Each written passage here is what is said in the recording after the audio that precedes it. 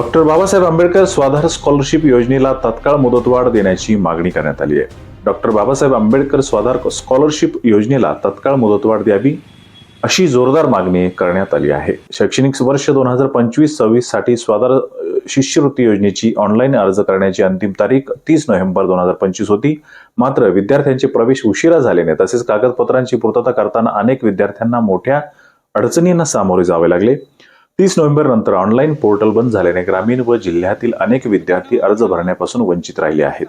तसेच ज्यांनी online form भरले आहे त्यांच्या ऑफलाईन हार्ड कॉपी दरवर्षी समाज कल्याण विभागात स्वीकारल्या जातात।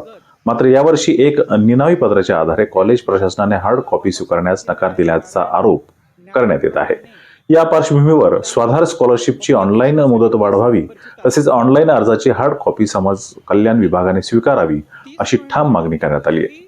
ही मागणी रिपब्लिकन फेडरेशनचे दीपक खिल्लारे, सामाजिक कार्यकर्ते शाहीर विजयकुमार मोकळे, करंजगावकर, विकास बनकर, उपसरपंच गेवराई, दिलीप जाधव यांच्यासह अनेक विद्यार्थ्यांनी समाज कल्याण विभाग उपायुक्त दीपक खरात यांच्याकडे निवेदनातून केली आहे।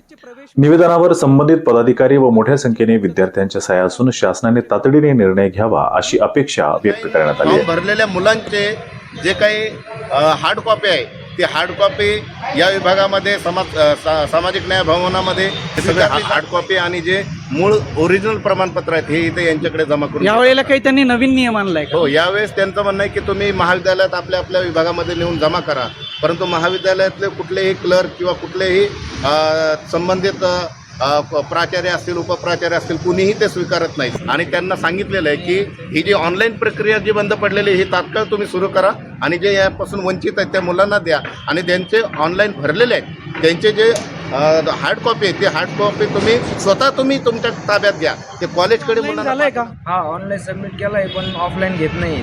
आणि काय सांगतायत अधिकारी? पहिल्या वेळेस कॉलेजला गेलो होतो, आता ते बोलले समाज कल्याणला जा, कॉलेजवरून इथं आलो, आता ते बोलले परत कॉलेजकडं ऑफलाईन प्रस्ताव सादर करा आणि कॉलेज सांगतं समाज कल्याणकडं प्रस्ताव सादर करा। याच्यात हा विद्यार्थी कचाड्यात सापडला आहे। त्यामुळे ह्या विद्यार्थ्याची ही ससे होलपट थांबवण्यासाठी या जिल्ह्याचे सन्माननीय पालकमंत्री संजयजी शिरसाट मॅडम मी नम्र अशी विनंती करतो, कृपा करून याकडे लक्ष देऊन या ऑनलाईन योजनेला मुदतवाढ द्या आणि ऑफलाईन प्रस्ताव समाज कल्याण विभागामध्ये स्वीकारावा।